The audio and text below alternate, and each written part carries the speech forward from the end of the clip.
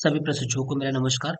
आप सभी का हमारे चैनल टीएसपी क्लासेस में एक बार फिर से बहुत बहुत स्वागत है। तो दोस्तों, आज हम इस वीडियो में बात करेंगे डीएलएड अर्थात बीटीसी फर्स्ट सेमेस्टर के साइंस के बारे में, जो कि इसका एक पार्ट कराया जा चुका है।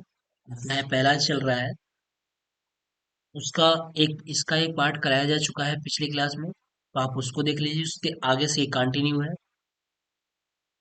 तो देखिए, बहुत ही इम्पोर्टेंट, हमने पहले ही बताया था कि बहुत ही इम्पोर्टेंट चैप्टर है, प्रश्न पूछा जाता है अच्छी तरीके से। आप इसको प्रिपेयर्ड रखिएगा। तो चलिए हम लोग स्टार्ट करते हैं, देखते हैं क्या चीजें हैं इसमें। जैसे देखा गया है, ये है पर्वतीय क्षेत्रों में पाए जाने वाले जंतुओं एवं पौधों में अनुकूलन की विशेषता बताइए। यानी कि हमारे जैसे जो आप जहाँ पे रहते हैं, अगर वो पर्वतीय क्षेत्र नहीं है, समतल स्थल है, तो वहां पे जीव जंतुओं का रहन सहन कुछ और होगा। और पर्वतीय क्षेत्र है तो वहाँ का जीव जंतु कुछ और तरीके से होंगे, उनका रहन सहन कुछ और तरीके से होगा। इसी के बारे में देखना होगा। और ये प्रश्न 2017 में पूछा जा चुका है। तो चलिए देखते हैं, पर्वतीय क्षेत्रों में पाए जाने वाले जंतुओं एवं पौधों में अनुकूलन की विशेषता। तो सबसे पहले हम देख लेते हैं पर्वतीय क्षेत्रों में पाए जाने वाले जंतुओं के अनुकूलन की विशेषता। यानी जो पर्वतीय क्षेत्र में जंतु पाए जाते हैं, पहले हम जंतु के अनुकूलन की विशेषता देख लेते हैं। तो देखिए, है क्या यहाँ पे। पहाड़ी क्षेत्रों में मोटी त्वचा व लंबे फर वाले जंतु पाए जाते हैं, ताकि सर्दी से क्या हो सके, बच सके। यानी उनकी त्वचा मोटी हो और फर लंबे हो, जिससे क्या हो कि जंतु उस सर्दियों मतलब सर्दी के मौसम में, सर्दियों में वो क्या हो सके, बच सके। लंबे बाल वाले भी होते हैं वहां पे, त्वचाएं मोटी होती हैं। ठीक है। जैसे पहाड़ी बकरी के मजबूत खुर, पहाड़ी बकरी के जो होते हैं खुर क्या होते हैं, मजबूत होते हैं। क्यों? क्योंकि उसको चढ़ना होता है ऊपर। इसे ढालदार चट्टानों पर दौड़ने के लिए अनुकूलित बनाते हैं। क्योंकि पर्वतीय क्षेत्र है, तो कभी भी शिकार उकार होने का चांस रहता है। तो क्या होता है कि इसके खुर क्या होते हैं, बहुत तगड़े होते हैं, मजबूत होते हैं, जिससे वो ढालदार चट्टानों पर दौड़ने के लिए क्या हो जाए, अनुकूल है। दौड़ने के लिए उसको उस परिस्थिति में ढालता है। तो उसका वो कौन सा है, खुर है, जो ये मजबूत है। फिर जैसे शरीर को गर्म रखने के लिए याक का शरीर लंबे बालों से ढका होता है। याक, जब आप याक देखे होंगे, दिखते होंगे कि उसके बाल बहुत बड़े बड़े होते हैं, लटकता रहता है बिल्कुल। तो वो क्या होता है कि शरीर को गर्म रखने के लिए उसके बाल क्या होते हैं, बड़े हो जाते हैं। वो ऑटोमेटिकली क्या हो जाता है कि जब उस वातावरण में रहता है, तो उसी वातावरण के अनुसार उसका सारी चीजें, स्ट्रक्चर, बनावट, सारी चीजें वैसी हो जाती हैं। ठीक है। तथा पहाड़ी तेंदुए के पास क्या होता है, फर होता है। जो पहाड़ी तेंदुआ होता है, शिकार करता है, वो क्या होता है, उसके पास फर होता है। ठीक है। तो ये चीजें हैं हमारी, कि पर्वतीय क्षेत्रों में पाए जाने वाले जंतुओं की अनुकूलन की विशेषताएं, ये चीजें हैं कि ये चीजें उनमें पाई जाती है। ठीक है। अब हम बात कर लेते हैं पर्वतीय पौधों में अनुकूलन की विशेषता क्या है। 2017 में प्रश्न पूछे जा चुके हैं। ये प्रश्न 2017 में पूछा गया है, तो इस चीज को, इसको ध्यान रखिएगा।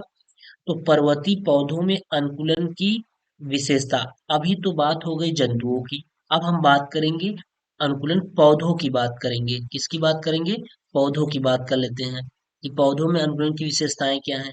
तो देखिए, इसमें पानी की कमी को रोकने के लिए मोटी मोम, इसमें पानी की कमी को रोकने के लिए मोटी क्या होती है, मोम कोटिंग के साथ सुई जैसी पत्तियां, सर्दी से बचाव के लिए मोटी छाल, लचीली शाखाओं वाले शंकु के आकार के पेड़, जो उन्हें भारी बर्फबारी से निपटने में मदद करती हैं। देखिए, इसमें है क्या कि इसमें पानी की कमी को रोकने के लिए, यानी कि पानी कम न होने पाए, इसलिए मोटी मोम कोटिंग के साथ सुई जैसी पत्तियां, यानी पत्तियां क्या होंगी, मोटी नहीं, चौड़ी नहीं होंगी, पतली पतली होंगी। जैसे आप चीड़ और देवदार देखते होंगे, गए होंगे, अगर आप पहाड़ी क्षेत्र यानी पर्वतीय क्षेत्र पे गए होंगे, तो वहां आप देखेंगे कि एक ही पौधा खूब दिखता है। एक ही दो पौधा, चीड़ और देवदार और संटी, ये पौधा खूब दिखेगा, यही पौधे रहते ही हैं। क्योंकि इसमें क्या होती है, बर्फ जम जाती है पूरी, है ना। तो पत्तियां बिल्कुल नुकीली नुकीली होती हैं, पतली पतली होती है पत्तियां। और वृक्ष लंबे लंबे, बहुत लंबे लंबे होते हैं, देवदार वगैरह बहुत लंबा लंबा होता है। ठीक है। तो मोम जैसी कोटिंग के साथ सुई जैसी पत्तियां सर्दी से बचाव के लिए, मोटी छाल, छाल क्या होती है, मोटी होती है। लचीली शाखाएं क्या होंगी, लचीली होंगी। आप कभी देवदार को देखे होंगे ना, तो वो जैसा आपका हाथ का पंजा होता है, हाथ के पंजे अनुसार ऐसे बन जाएगा। वो बिल्कुल ऐसा खुला रहेगा पंजे जैसा। इसी पे आके क्या होता है, बर्फ की पट्टियां आके इस पे क्या हो जाती है, सिल्लियां आके इसी पे जम जाती हैं। ठीक है। तो वो पतली पतली शाखाएं जो होती है ना, वो छालदार और क्या हो जाती हैं, मोटी छाल, छाल उसकी मोटी हो जाती है, और पतली पतली पत्तियां जैसी रहती हैं। और सम के आकार का, जैसे कि मैंने बताया, सम के आकार के पेड़ जो उन्हें भारी बर्फबारी से निपटने में क्या करते हैं, मदद करते हैं। ठीक है। जैसा कि आप देखे होंगे कि जो पहाड़ी क्षेत्रों में जो घर भी बनाए जाते हैं, वो कैसे किस आकार बनाए जाते हैं, सम के आकार के ही बनाए जाते हैं। ठीक है। तो अधिकांश पहाड़ी पौधे तेज और बार बार आने वाली हवाओं से उखड़ने से बचने के लिए जमीन के करीब उगते हैं। यानी ये क्या करेंगे, नीचे उगेंगे, गरीब जमीन के नजदीक में ही उगेंगे, जिससे क्या होगा, अगर ये कहीं पहाड़, जैसे मान चलिए पत्थल है, पत्थल के अगर किनारे में अगर उग गए, बड़े हो गए, तो क्या होता है कि कभी कभी जब अ, तेजी से तूफान आया, हवाएं तेजी से चली, तो क्या होगा, ये झटका खा के टूट सकती हैं। तो इसलिए हमेशा ये क्या होता है, जमीन के करीब में ही उगते हैं। जैसे देखिए, जैसे मैं बताया आपको ना, चीड़, देवदार, संटी, ये सब क्या होते हैं, पर्वतीय क्षेत्र वाले पौधे हैं, पहाड़ी पौधे हैं। वहां आपको आम नहीं मिलेगा, वहां आपको महुआ नहीं मिलेगा, वहां आपको सागौन नहीं मिलेगा। ये सब चीजें क्या है, क्योंकि आम महुआ ये सब क्या होती है, गर्म वाले पौधे होते हैं, गर्म की जगह होते हैं। जहाँ ठंडा पौधा, जहाँ ठंडा प्रदेश रहेगा, पहाड़ी क्षेत्र रहेगा, वहाँ कतई आपको आम महुआ ये सब कतई देखने को मिलेगा ही नहीं। ठीक है। तो वहां पे चूंकि जो भी रहेगा, वो ठंडे प्रदेश वाले पौधे ही मिलेंगे। आपको चीड़ और देवदार खूब दिखेगा, सारे चीड़ और देवदार ही दिखेंगे। जहां से मौसम गर्म होना शुरू होगा, वहां हाँ आम महुआ आपको दिख सकता है। ठीक है। तो ये चीजें हैं। तो कभी आप पहाड़ी क्षेत्रों में जाइएगा तो इस चीज को अवश्य देखिएगा कि चीड़ देवदार ही यहाँ पे क्यों पाए जाते हैं। उसका वही यही रीजन है कि इसकी छाल, ये यानी कि ये क्या होता है, पानी की कमी को रोकने के लिए ऐसे पौधे वहां पे उपयोगी है, ऐसे पौधे वहां पे हो ही सकते हैं। ठीक है। अगला देखिए, शरीर में पाई जाने वाली ज्ञानेंद्रियां, ये प्रश्न 2016 में पूछा गया है कि शरीर में कितनी ज्ञानेंद्रियां पाई जाती हैं, उनके नाम बताइए। 2016 में पूछा गया है प्रश्न है। ठीक। तो हमारे शरीर में आपको पता होगा कुल कितनी ज्ञानेंद्रियां पाई जाती हैं, पांच। एक होता है आंख, कान, नाक, त्वचा और जीभ। तो ये हमारी क्या होती हैं, पांच ज्ञानेंद्रियां हैं। तो अब ये ज्ञानेंद्रियां होती क्या है, इसको जानिए। वातावरण के परिवर्तनों को ग्रहण करने वाले अंगों को क्या कहते हैं, ज्ञानेंद्रिय कहते हैं। यानी वातावरण के परिवर्तन, जो वातावरण में परिवर्तन हो रहा है, उनको ग्रहण करने वाले जो अंग हैं, वही हमारे ये क्या है, पांच अंग हैं। ठीक है। जब ठंडी आती है तो क्या होता है, कान में ठंडी बहुत लगती है, नाक में क्या होता है, जुकाम काम होने की वजह से नाक में दिक्कत होती है।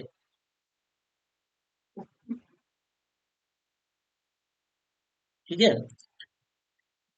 तो ये होता है हमारा ज्ञानेंद्रिय, वातावरण के परिवर्तनों को ग्रहण करने वाले अंगों को ज्ञानेंद्रिय कहते हैं। चलिए, ये प्रश्न पूछा गया है, इसको देख लीजिएगा। हमारे शरीर की सबसे बड़ी ज्ञानेंद्रिय कौन सी है, आंख और कान होती है। आंख और क्या है, कान है, ये सबसे बड़ी ज्ञानेंद्रिय है, दो हैं, आंख और कान। इसको ध्यान रखिएगा। फिर जो पूछा जा रहा है प्रश्न 2017 में पूछा गया है कि जली पौधों के तने एवं पत्ती की विशेषता बताइए। अब जली पौधे के तने और पत्ती की विशेषता क्या है, जो जल में रहते हैं पौधे, उनके तने और पत्ती की क्या विशेषताएं हैं, क्या कार्य है, उसके बारे में। तो देखिए, जली पौधों के तनों के अंदर असंख्य रिक्त स्थान होते हैं। किसके अंदर, तनों के अंदर, किसके अंदर, तनों के अंदर असंख्य यानी बहुत सारे रिक्त स्थान होते हैं, जिन्हें वायुकोष्ठ कहते हैं। क्या कहते हैं, जिन्हें वायु कोष्ठ कहा जाता है। जैसे जलकुंभी, जलकुंभी में बहुत सारे वायुकोष्ठ होते हैं इसके तनों के अंदर। ठीक है। तो कमल तथा कुमुदनी के पौधों की पत्तियां चपटी होती हैं। जो कमल और कुमुदनी होता है, इनके पौधों की जो पत्तियां होती हैं, कैसी होती हैं, चपटी होती हैं, बिल्कुल पंजे के आकार की एकदम चपटी होती हैं। और इसकी सतह मोम जैसी चिकनी होती है। मोम जैसी चिकनी का मतलब ये होता है कि अगर इसमें आप पानी डाल देंगे तो पानी फिसल जाएगा। जैसे आप अरुई देखते होंगे ना, अरुई की पत्तियां भी चिकनी होती हैं, ठीक है। तो उस पे पत्ती पे भी आप जब पानी जैसे डालते हैं तो क्या होता है, वो इतनी चिकनी होती है कि उसमें पानी पड़ता ही नहीं, कभी वो भीगेगा ही नहीं। इतनी मोम जैसी उसपे लेयर होती है, इतनी चिकनी होती है कि पानी डालेंगे तो वो बिल्कुल पृष्ठ तनाव के कारण गोल होकर के पानी गिर जाएगा। इसमें पत्तियां गीली नहीं होती। चपटी होने के कारण यह पानी की रस सतह पर तैरती हैं, यानी उसकी सतह पर क्या कर रहेंगी, पानी की सतह पर तैरती हैं। क्या करती हैं, तैरती हैं, क्योंकि ये पंजे के आकार की चपटी होती हैं, इसलिए वो क्या करती हैं, पानी की सतह पर क्या करती हैं, तैरती हैं। इससे सूर्य के प्रकाश में भोजन का निर्माण संभव नहीं हो पाता है। देखिए, इसमें सूर्य के प्रकाश से भोजन का निर्माण संभव नहीं हो पाता है, कि ये पानी में रहती हैं तो वहां पे मिट्टियां वगैरह तो है नहीं। तो फिर ये सूर्य के प्रकाश में प्रकाश संश्लेषण की क्रिया के द्वारा ये अपना भोजन निर्माण नहीं कर पाती हैं। ठीक है। तो यही जलीय पौधों के तने और पत्तियों की विशेषता है, कि इसके तने में क्या होती है और पत्तियों में क्या होती है। ठीक है। अगला है कीट भक्षी पौधे। ये भी पूछा गया है, 2017 में प्रश्न पूछा गया है। कब पूछा गया है, 2017 में यह प्रश्न पूछा गया है, कीट भक्षी पौधे क्या है। तो ये पौधे विभिन्न अकशेरुकी जीवों और कभी कभी छोटे मेढकों और स्तनधारियों को फंसाकर और पचाकर कुछ पोषक तत्व प्राप्त करते हैं। जो कीट भक्षी पौधे होते हैं, कुछ पौधे ऐसे होते हैं कीट भक्षी होते हैं, वो कीटों को खा जाते हैं, पकड़ के अगर उनके सामने आते हैं तो तेजी से वो पकड़ कैच कर देते हैं, उसको पकड़ लेते हैं, पकड़ करके क्या करते हैं, उसको खा करके अपने पोषक मतलब अपना खुद का एक पोषक तत्व प्राप्त कर लेते हैं, बना लेते हैं। क्योंकि इनका भोजन जो होता है वो कीट बच्चे ही होते हैं, कीट पक्षी ही होते हैं, माफ करिएगा, क्या होती हैं, कीट पक्षी और छोटे मेढक, जो छोटे छोटे मेढक होते हैं उनको अपना ये भोजन बनाते हैं। ठीक है। इनका विशिष्ट जाल तंत्र जो ज्यादातर एक पत्ती का ही परिवर्तित रूप होता है, इसका विशिष्ट जाल तंत्र जो होता है, जो ज्यादातर एक पत्ती का ही परिवर्तित रूप होता है, यानी एक पत्ती के जैसा ही परिवर्तित रूप परिवर्तित कर लेता है, केवल एक पत्ती जैसा रहेगा, वो क्या करेगा, उसका जाल बना लेता है। वह कीटों का ध्यान इन पौधों पर विशेष रूप से आकर्षित करता है, यानी वह कीटों का ध्यान इन पौधों पर विशेष रूप से आकर्षित करता है। यानी ऐसा ये पौधा रहता है, उसकी पत्तियां रहती हैं कि कीटे ऑटोमेटिक उस पे आ जाती हैं। जब आ जाएंगी तो उसको अपना भोजन बना लेता है, वो पौधा अपना भोजन बना लेता है उसको। ठीक है। तो विश्व में लगभग 500 प्रकार के कीटभक्षी पौधे हैं। विश्व में कितने प्रकार के कीटभक्षी पौधे हैं, लगभग 500 प्रकार के, कुछ 500 प्रकार के कीटभक्षी पौधे हैं। इसमें कुछ कुछ जैसे ये है, पीचर प्लांट, ये क्या है, कीटभक्षी पौधा, पीचर प्लांट, कोबरा लिली और विनस फ्लाई ट्रैप, ये क्या है, सब विदेशी पौधे नाम है इन सब का। तो ये पीचर प्लांट है, कोबर लिली है, विनस फ्लाई ट्रैप है। इसको कुछ ये पौधों का नाम याद रखिएगा, जब पूछा जाएगा तो आपको नाम बताना होगा कि pitcher plant, cobra lily, Venus fly trap, ये सबको नाम याद रखिएगा। ये सब हमारे क्या है, किड़बच्ची पौधे हैं। ठीक है। चलिए, एक अच्छा प्रश्न है, थर्मोसेटिंग प्लास्टिक क्या है, थर्मोसेटिंग थर्मोसेटिंग प्लास्टिक। एक थर्मोसेटिंग प्लास्टिक होता है, एक थर्मोप्लास्टिक होता है। यहाँ हम थर्मोसेटिंग प्लास्टिक की बात करेंगे। देखिए, कुछ प्लास्टिक ऐसे होते हैं जिनमें एक बार सांचे में ढिला दिया जाए, यानी एक बार सांचे में बना दिया जाए तो फिर ऊर्जा देकर नर्म नहीं किया जा सकता। यानी ऐसे कुछ पौधे होते हैं जिसको हम एक बार अगर कोई चीज बना लेते हैं तो दोबारा हम उसको यूज रिसाइकल नहीं कर पाते हैं, वो थर्मोसेटिंग प्लास्टिक होता है। ठीक है। और एक थर्मोप्लास्टिक वो अलग होता है, कि ऐसा होता है कि उसको हम अगर एक वस्तु बनी हुई है तो इसको हम पिला करके खराब हो गई तो उसको पिघला करके हम दूसरा बना सकते हैं, कंपनी में जाकर दूसरी बन सकती है। लेकिन ये थर्मोसेटिंग प्लास्टिक में ऐसा नहीं होता है। ये प्लास्टिक एक बार जब अगर हम सांचे में ढाल दिए, उसके बाद फिर उसका हम दूसरा रूप नहीं दे सकते। थर्मोसेटिंग प्लास्टिक में ऐसा होता है, जिसमें हम ये बात कर रहे हैं थर्मोसेटिंग में, अगर एक बार हम सांचे में ढाल दिए, इसको कोई चीज बना दिए, तो दोबारा हम उसको रिसाइकिल नहीं कर सकते। दोबारा अगर वो खराब हो तो वेस्ट हो जाएगा, उसका कोई मतलब नहीं निकलेगा। तो यहाँ लिखा है ना, कुछ प्लास्टिक ऐसे होते हैं जिनमें एक बार सांचे में ढीला यानी डाल दिया जाता है तो फिर ऊर्जा देकर नर्म नहीं किया जा सकता है। ये थर्मोसेटिंग प्लास्टिक कहलाते हैं।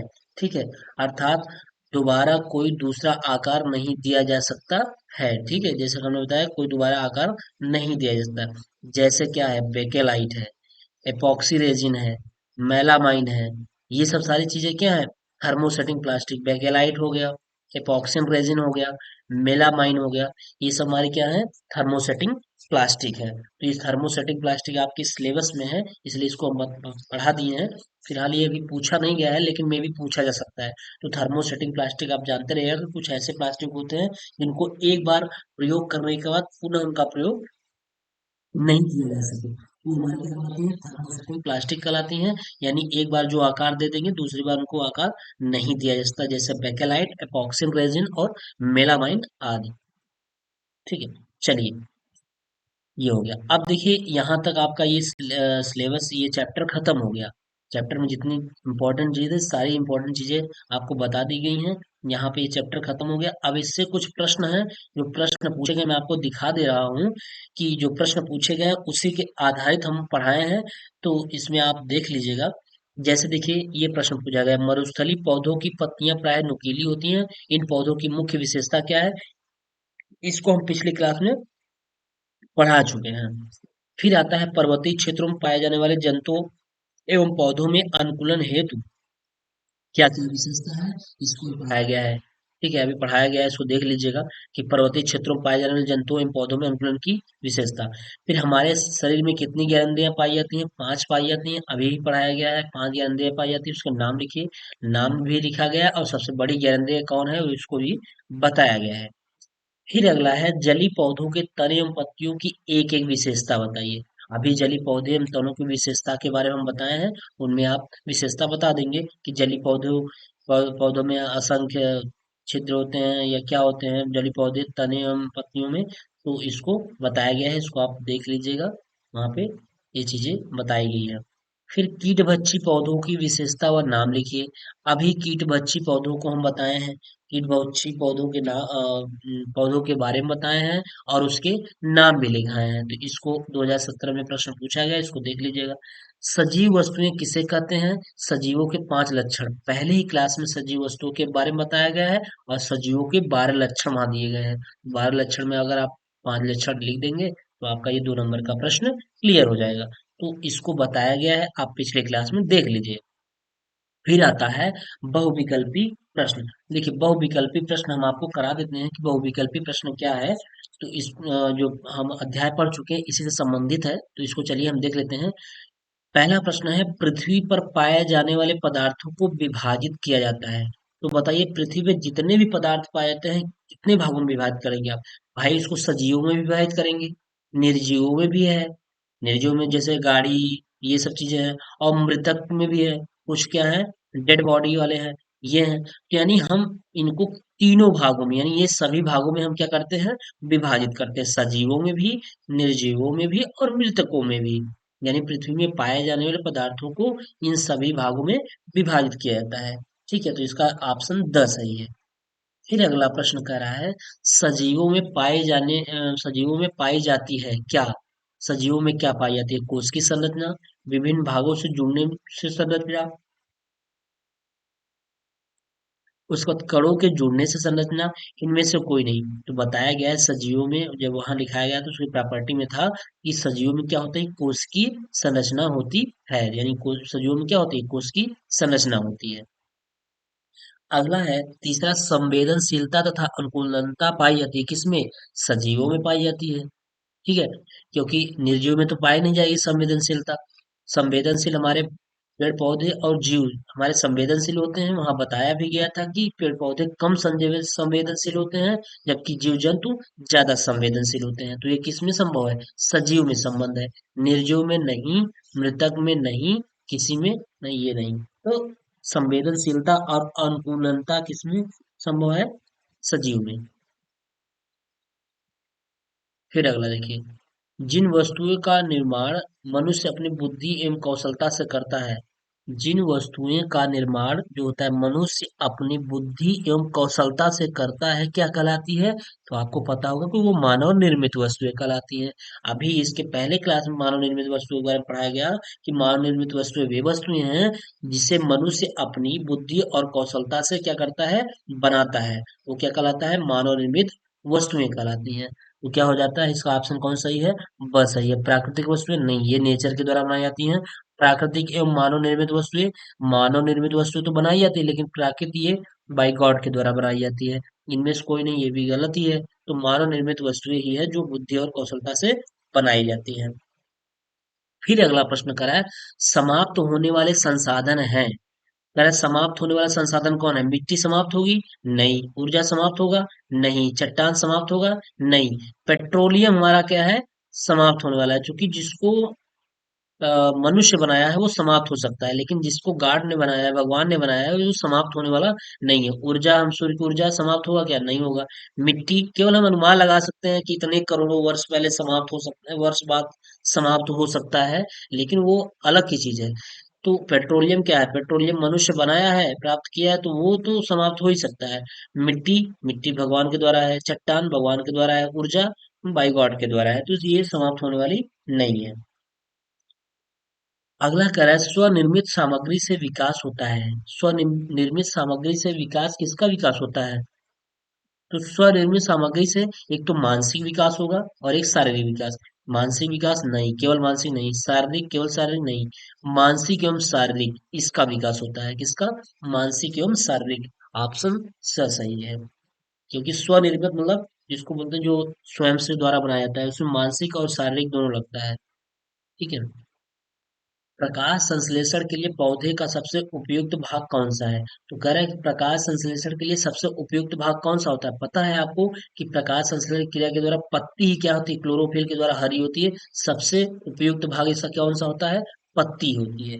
पत्ती सबसे ऊपर होती है, प्रकाश उसके पास सबसे पहले पहुंचता है, फिर वहां से आप पढ़े होंगे प्रकाश पत्तियों के द्वारा होते हुए क्या जाता है?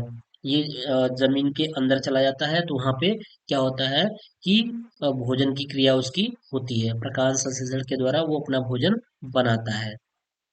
ठीक है। चलिए, इसमें जाइलम और फ्लोएम का भी कार्य होता है। जाइलम और फ्लोएम।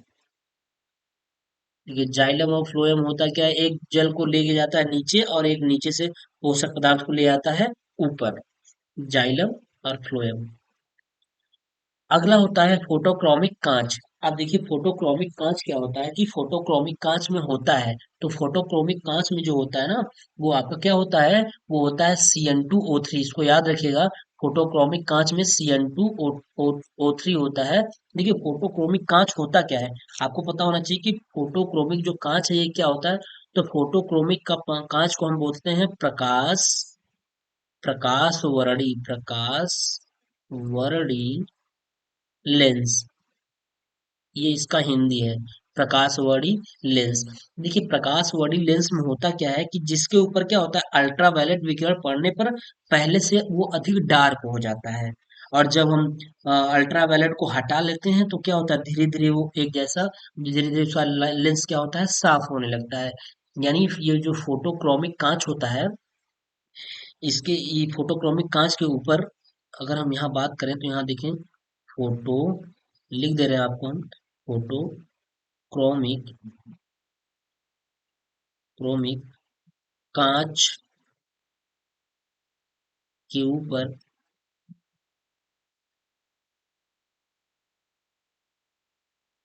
अल्ट्रा वायलेट विकिरण पड़ने पर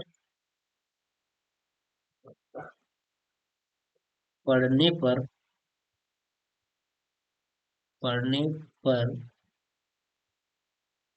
पहले से अधिक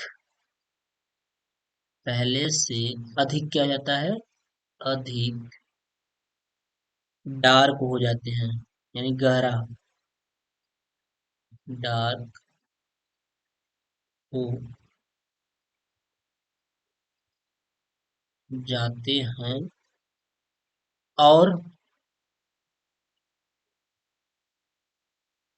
अल्ट्रा वायलेट जब हटा लिया जाता है, जब हटा लिया जाता है तो तो फोटोग्रामिक धीरे धीरे पहले जैसा साफ कर देता है, तो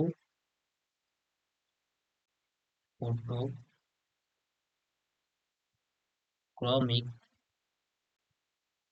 धीरे धीरे पहले जैसा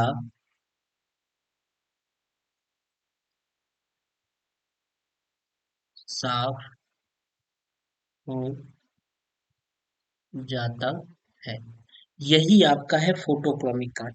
देखिए ये फोटोक्रोमिक जो कांच होता है ना, इस ये प्रयोग होता है चश्मा में, और ऐसे पर्सन को लगता है ये फोटोक्रोमिक कांच जो हमेशा चश्मा लगाता है, जिसको हमेशा चश्मे की जरूरत है, उसको फोटोक्रोमिक कांच दिया जाता है। तो क्या होता है कि ये क्या कहता है, डार्क, मतलब ये डार्क करता है, जब इसको हम हटा लेते हैं धीरे धीरे क्या करने लगता है, साफ करने लगता है। तो इसका प्रयोग चश्मा में प्रयोग होता है। ठीक है। तो फोटोक्रोमिक कांच में होता है क्या है, CN2O3 होता है। ठीक है ये। फिर अगला है श्वसन प्रक्रिया में काम आने वाली गैस है। देखिए श्वसन क्रिया में काम आने वाली जो हमारी गैस है, वो कौन सी है, वो आपको बहुत अच्छी तरीके से पता होगा कि श्वसन प्रक्रिया में ऑक्सीजन आप लेते हैं, ऑक्सीजन मेन इंपॉर्टेंट हो जाता है। तो काम आने वाली गैस कौन सी है, ऑक्सीजन है। फिर श्वसन प्रक्रिया होती है किसमें, पौधों में? हाँ। केवल उच्च श्रेणी पौधों में? नहीं, ऐसा कुछ नहीं है, पौधों तथा जंतुओं में। बिल्कुल। किसमें, पौधों और जंतुओं दोनों में श्वसन की क्रियाएं होती हैं। केवल पौधों में नहीं, केवल जंतुओं में नहीं, केवल उच्च श्रेणी पौधों में ऐसी क्या जरूरत है, केवल उच्च ही श्रेणी में होगा, जो निम्न श्रेणी के होंगे उनको श्वसन की आवश्यकता नहीं होगी? नहीं, बिल्कुल गलत है। गलत, ये भी गलत और ये भी गलत, पौधे एवं जंतुओं में होती है। फिर अगला कह रहा है उपापचय क्रिया कितने प्रकार की होती है। देखिए उपापचय क्रिया जो होती है ना, वो कितने प्रकार की होती है, दो प्रकार की होती है। मैं आपको बता दे रहा हूँ कौन कौन होता है। एक होता है एनाबोलिज्म, एनाबोलिज्म,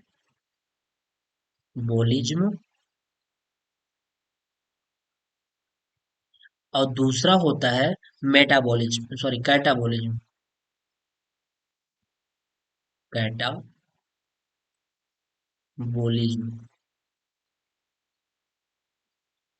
एक होता है एनाबोलिज्म और एक होता है कैटाबोलिज्म। देखिए जो एनाबोलिज्म होता है, एनाबोलिज्म जान लीजिए कि इसमें वृद्धि एवं विकास होता है। क्या होता है इसमें, वृद्धि एवं विकास होता है। वृद्धि एवं विकास, ये एनाबोलिज्म होता है। और कैटाबोलिज्म में क्या होता है, इसमें श्वसन की क्रिया होती है। श्वसन की क्रिया ये इसके द्वारा होती है। किसके द्वारा, कैटाबोलिज्म के द्वारा। इसमें क्या होते हैं, इसमें बड़े बड़े अणुओं का निर्माण होता है। इसमें जो होता है ना, इसमें बड़े अणुओं का निर्माण होता है। बड़े अणुओं का निर्माण, इसमें बड़े अणुओं का निर्माण होता है। और इसमें क्या होता है, इस वाले में, इसमें बड़े बड़े अणु छोटे छोटे अणुओं में टूटकर ऊर्जा मुक्त करते हैं। यानी बड़े बड़े अणु होते हैं, बड़े बड़े अणु छोटे छोटे अणुओं में टूट करके क्या करते हैं, अणुओं में टूट कर ऊर्जा क्या करते हैं, ऊर्जा मुक्त करते हैं, मुक्त करते हैं। ठीक, ये होता है। कैटाबोलिज्म में क्या होता है, ये श्वसन की क्रिया इसमें होती है और इसमें वृद्धि एवं विकास की क्रिया होती है। इसमें इसमें बड़े अणुओं का निर्माण होता है, जबकि इसमें क्या होता है, बड़े बड़े जो अणु होते हैं छोटे छोटे अणुओं में टूट करके ऊर्जा मुक्त करते हैं। ये कैटाबोलिज्म की क्रियाएं होती है। तो हम आपको बता दिए कि उपापचय क्रिया, कितने प्रकार की होती है? तो आपका एक होता है एनाबोलिज्म होता है और दूसरा क्या होता है कैटाबोलिज्म। अब एनाबोलिज्म में क्या प्रक्रिया होती है और कैटाबोलिज्म में क्या प्रक्रिया होती है, इसको भी हमने बखूबी बता दिया है। इस चीज को आप समझ लीजिए कि ये इंपॉर्टेंट प्रश्न ये सब है, 2015 में ये प्रश्न पूछा गया है। ठीक है, तो ये आपका रहा एक चैप्टर आपका फिनिश हो चुका है, खत्म हो चुका है, सारे प्रश्न भी कराए जा चुके हैं। प्रश्न में ये जो लघु उत्तर अति लघु उत्तरीय प्रश्न है, इसको अच्छी तरीके से आपको नोट्स में प्रोवाइड कराया गया, यानी वीडियो में प्रोवाइड कराया गया, आप इसको देख लीजिए, सारी चीजें क्लियर हो जाएंगी। बहुविकल्पी हमने करा ही दिया है। ठीक है, तो आप इसको बहुत ही अच्छी तरीके से गंभीरता के साथ देख लीजिए, रिवाइज कर लीजिए। अगर कहीं भी कोई आपको प्रॉब्लम आती है तो हमारे टेलीग्राम से जुड़िए, वहां अपने कमेंट को दर्ज करिए, कमेंट को दर्ज कराइए, बताइए क्या दिक्कतें हैं। आपकी दिक्कतों को अवश्य सलूशन किया जाएगा। और अगर और भी कोई प्रॉब्लम हो रहा है तो आप इस पे भी कमेंट कर सकते हैं। और प्लीज आप अपने दोस्तों के साथ ये चीज अवश्य शेयर करें, जिससे ज्यादा से ज्यादा लोग को ये मिल सके और हमसे ज्यादा से ज्यादा लोग जुड़ सके। ठीक है, अगर हमारे चैनल में आप नए होंगे तो प्लीज मेरे चैनल को सब्सक्राइब कर लीजिएगा और अपने दोस्तों के साथ शेयर अवश्य कर दीजिएगा। चलिए ठीक है, मिलते हैं नेक्स्ट वीडियो में, तब तक के लिए बाय।